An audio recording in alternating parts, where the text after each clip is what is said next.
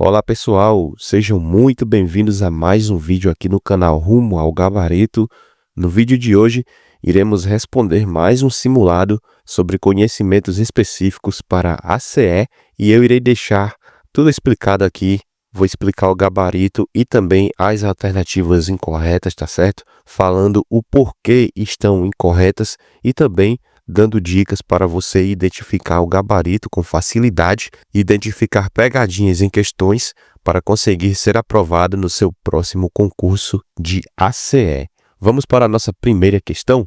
A nossa primeira questão diz o seguinte: são doenças transmitidas pelo mosquito Aedes aegypti, letra A, dengue e chikungunya, letra B, dengue e tétano acidental, letra C, chikungunya e doença de Chagas, letra D, zika e poliomielite, letra E, chikungunya e hepatites virais.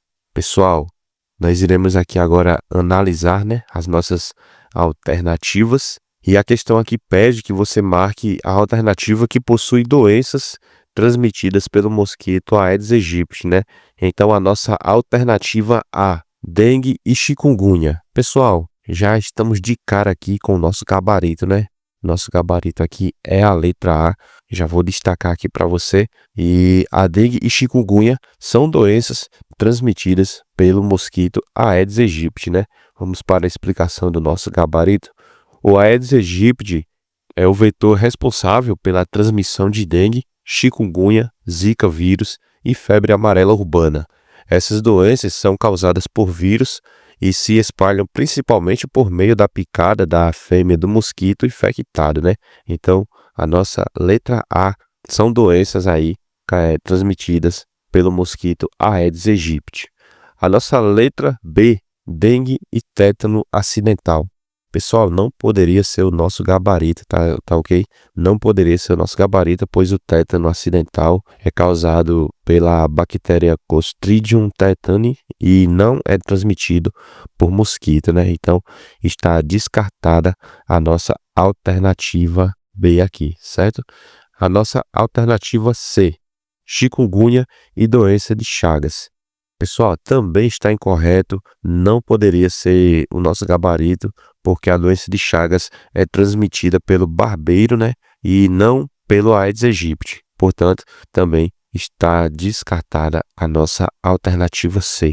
A nossa alternativa D, zika e poliomielite. Pessoal, também não poderia ser o nosso gabarito, Também está incorreto. A poliomielite é transmitida pelo polivírus, E é via fecal oral e não por vetor. Então, a nossa alternativa D também está incorreta. A nossa alternativa E, chikungunya e hepatites virais. Pessoal, também está incorreto, também não poderia ser o nosso gabarito, pois hepatites virais são transmitidas por via sexual, sanguínea ou oral fecal, E também não envolvem o Aedes aegypti, como está mostrando aqui na alternativa. Então, está descartada a nossa alternativa E, certo, pessoal? Então, o nosso gabarito oficial, nossa letra A, são doenças transmitidas pelo mosquito Aedes aegypti, dengue e chikungunya, certo? Só para lembrar, qualquer dúvida que você ficar, pode estar deixando aí nos comentários, tá certo? Que eu estarei te respondendo. E também, se você quiser acrescentar mais alguma coisa, dar alguma dica, fique à vontade, tá certo? Que eu estarei acatando aqui as suas ordens, tá certo, pessoal? Pessoal, antes de continuarmos, eu gostaria de te dar um aviso aqui bem importante. Eu vou deixar aqui na descrição uma apostila completa para você que está se preparando para se tornar um ACE. E lá nessa apostila você vai ver todos os assuntos que são cobrados em concursos para ACE, como doenças, arboviroses, zoonoses, todas as leis que o ACE precisa saber sobre a área, leis orgânicas, tudo sobre o SUS e além de simulados para você pôr em prática tudo o que foi visto lá na apostila, certo? Inclusive, o simulado da apostila também possui o gabarito para você conferir se realmente marcou a alternativa correta, tá certo, pessoal? E para acessar a apostila, você vai clicar no link que eu vou deixar aí na descrição e também no comentário fixado, a apostila para ACE. E eu garanto que você vai gostar bastante do conteúdo lá dentro da apostila, e você vai me agradecer, você vai ver que é um conteúdo espetacular, certo? Então, vamos voltar aqui para o nosso simulado, né? E vamos agora para a nossa segunda questão.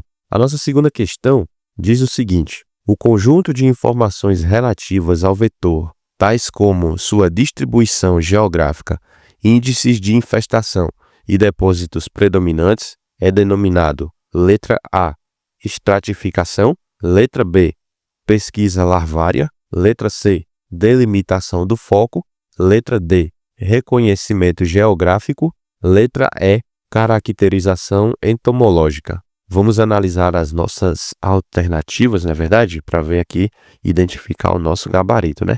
A nossa letra A, estratificação. Pessoal, a nossa letra A está incorreta, certo?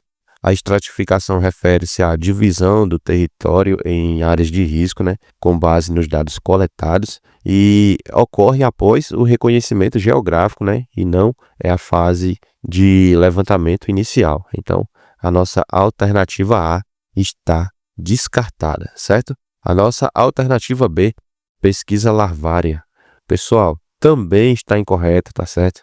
A pesquisa larvária é o processo de coleta de larvas, né, de mosquito para determinar o índice de infestação e faz parte do reconhecimento, mas não abrange todas as informações como depósitos predominantes e distribuição geográfica, né? Então, a nossa alternativa B também está descartada, certo?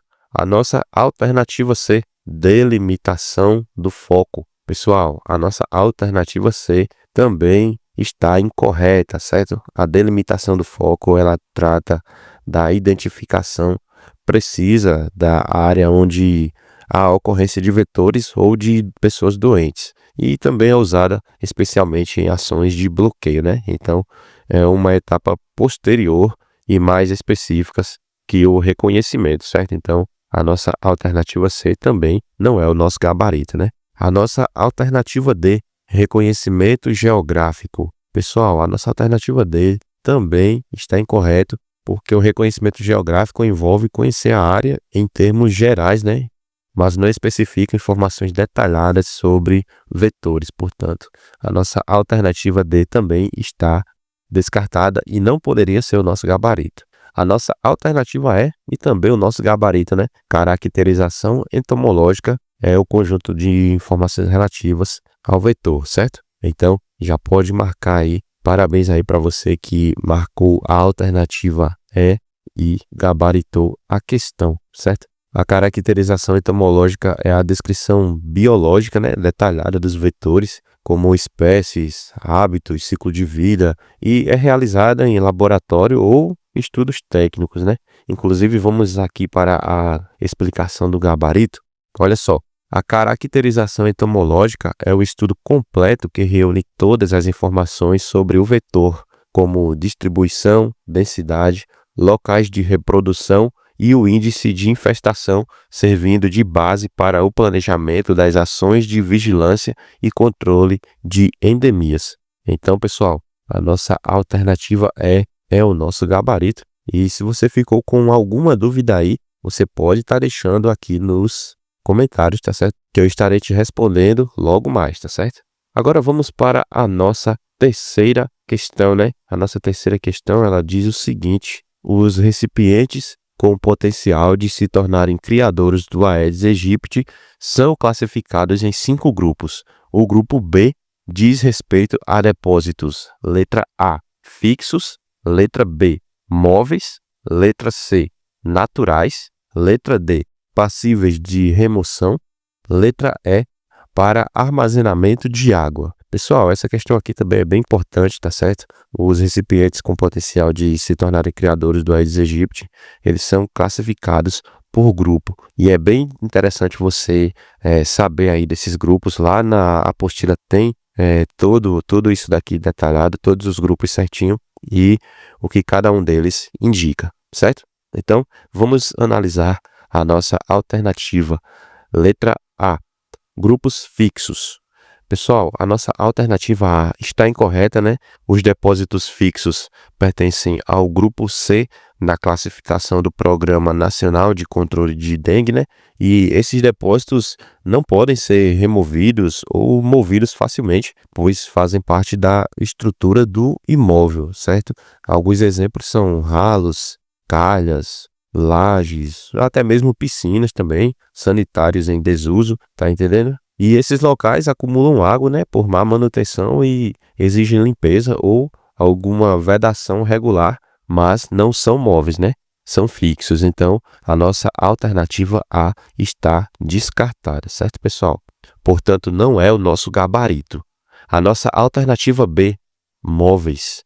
Pessoal, a nossa alternativa B é o nosso gabarito, certo? Já vamos destacar aqui, porque de acordo com o Programa Nacional de Controle de Dengue, o grupo B corresponde aos depósitos móveis, que são recipientes que podem ser esvaziados, né, lavados, trocados ou removidos facilmente, mas que frequentemente acumulam água de forma indevida, certo? Como vasos de plantas, pratos de vasos, bebedouros de animais, baldes e quaisquer recipientes usados no dia a dia, né, que possam reter água. E esses locais são um dos principais criadores do Aedes aegypti, justamente por ficarem em áreas internas e externas das residências, né?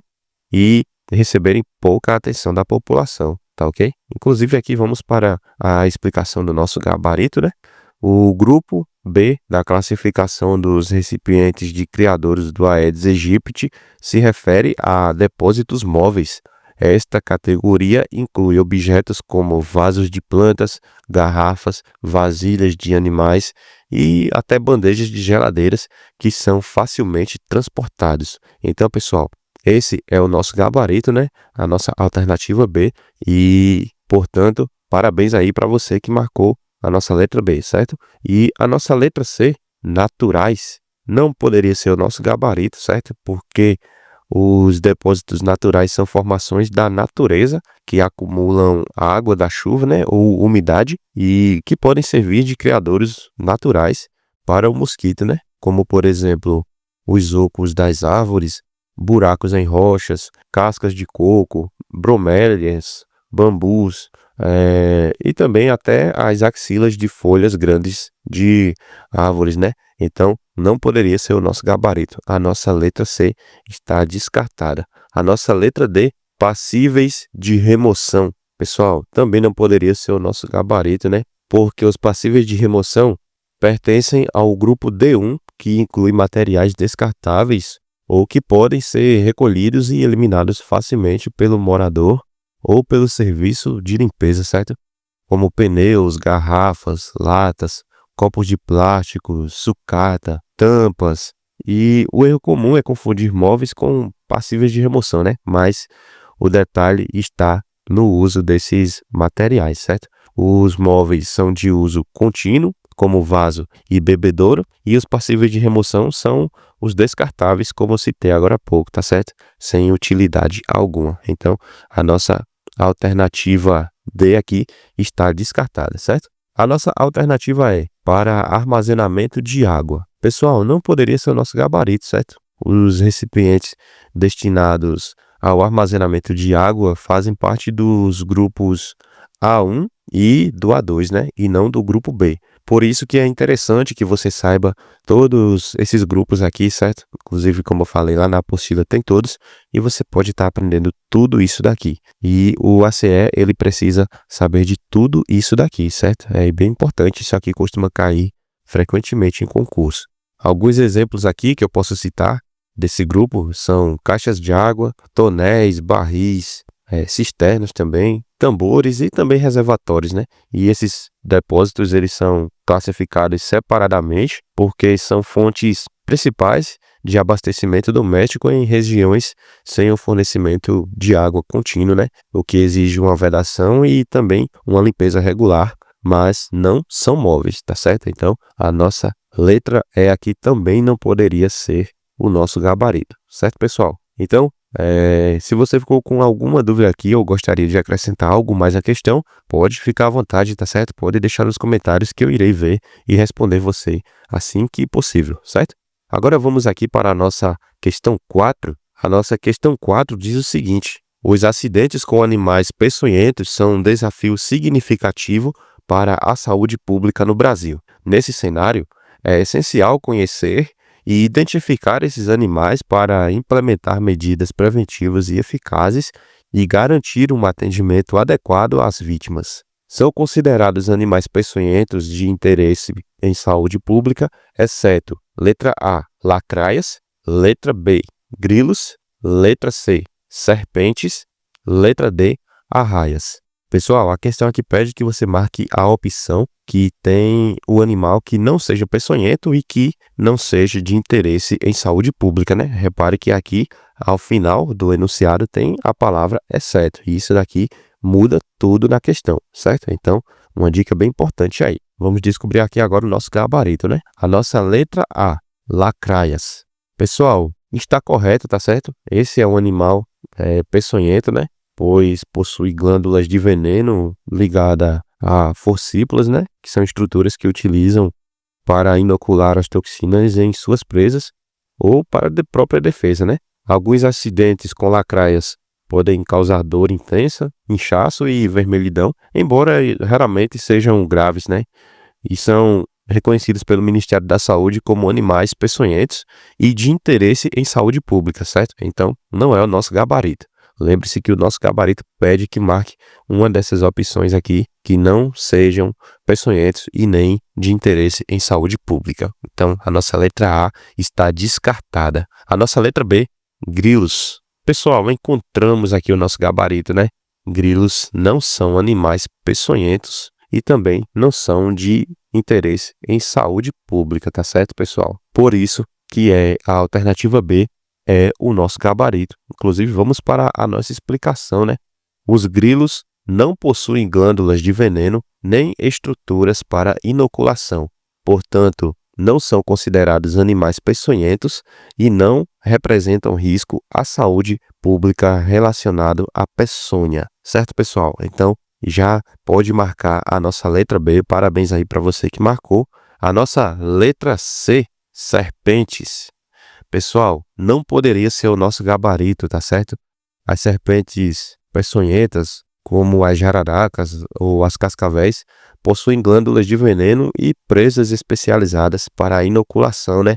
E são responsáveis por acidentes ofídicos de grande relevância epidemiológica no Brasil, certo? Com tratamento específico com o soro antiofídico, né? E consta na lista oficial de animais peçonhentos do Ministério da Saúde. Então, essa alternativa aqui não poderia ser o nosso gabarito. A nossa alternativa D, arraias. Pessoal, não poderia ser o nosso gabarito, porque as arraias de água doce possuem um espinho na cauda, né, que é recoberto por tecido glandular, o que é também um produtor de veneno, certo? E quando alguém pisa na arraia por acidente, elas inoculam a toxina, que causa uma dor intensa, né, necrose e infecção secundária, certo? São comuns aí na região norte e centro-oeste do Brasil, né? E são reconhecidas pelo Ministério da Saúde como animais peçonhentos aquáticos e de grande importância médica. Então, a alternativa D aqui não poderia ser o nosso gabarito e já está descartada, certo, pessoal? Agora vamos para a nossa questão de número 5, não é verdade? Questão de número 5 diz o seguinte: o cancro mole é uma infecção sexualmente transmissível caracterizada por úlceras dolorosas nos órgãos genitais. Geralmente está associada a condições de higiene precárias e a falta de acesso a cuidados médicos adequados, sendo mais prevalente em regiões tropicais e subtropicais. No que se refere a essa doença, assinale a alternativa correta. Letra A. O cancro mole é uma doença causada por fungos. Letra B. O cancro mole é uma doença causada por protozoários. Letra C. O cancro mole é uma doença causada por vírus. Ou letra D. O cancro mole é uma doença causada por bactérias. Pessoal, vamos identificar aqui o que pede o nosso gabarito, né? Vamos identificar aqui o que causa o cancro mole. Então, vamos analisar as nossas alternativas. Letra A. O cancro mole é uma doença causada por fungos. Pessoal, a nossa alternativa A aqui não está correta, tá certo? Porque os fungos, eles estão associados a doenças como a candidíase, né, que causa corrimento esbranquiçido e também coceira, né? E não provoca úlceras, tá certo? A não ser que seja um caso mais grave, né? Portanto, essa alternativa A aqui está descartada, tá certo? Agora, a nossa alternativa B. O cranco mole é uma doença causada por protozoários. Pessoal, a nossa letra B aqui também está incorreta, tá certo? Os protozoários, eles causam doenças como a tricomanise, né, que também é uma IST, mas não provoca feridas ulceradas. Então, o agente do cranco mole não é um protozoário, tá certo, pessoal? Pode descartar a alternativa B aqui. A nossa alternativa C. O cranco mole é uma doença causada por vírus. O cranco mole é uma doença causada por vírus. Pessoal, também está incorreto, tá certo?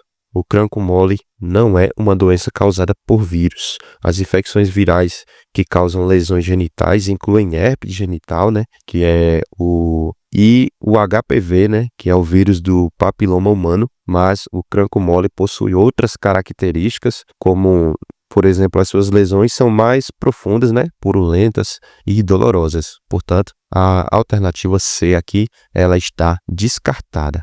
E pessoal, restou agora a alternativa D. O cranco mole é uma doença causada por bactérias. Certo, pessoal? Esse daqui é o nosso gabarito, né? Cranco mole é uma doença causada por bactérias. Inclusive, vamos para a explicação do nosso gabarito, né? O cranco mole é uma IST causada pela bactéria Haemophilus ducreyi. Essa bactéria causa úlceras dolorosas e de bordas irregulares nos órgãos genitais, podendo estar associada à adenite, né, inguinal, que é a famosa íngua, dolorosa e até mesmo supuração. Segundo o Ministério da Saúde, o diagnóstico é clínico e laboratorial e o tratamento é feito com antibióticos como a azitromicina e o ceftriaxona, certo? Então, a nossa alternativa D é o nosso gabarito aqui da nossa quinta questão. Então, pessoal, esse foi o nosso simulado de hoje. E se você gostou, se esse conteúdo te ajudou, não esquece de deixar o like para fortalecer aqui o canal e mostrar para o YouTube que você quer ver mais vídeos como esse por aqui, tá certo? E aproveita e já se inscreve aqui no canal Rumo ao Gabarito para continuar recebendo dicas, simulados e questões comentadas que vão te deixar cada vez mais perto da sua aprovação, né? E olha só, na descrição e no primeiro comentário fixado tem um link da apostila completa para você acessar aí, tá certo? Com conteúdos atualizados para te ajudar a estudar do jeito certo e garantir o seu gabarito na sua próxima prova para a CE, certo? Então clica lá, baixa e continua firme nos estudos, porque o seu nome vai estar na lista dos aprovados, tá certo? Então, até o próximo vídeo.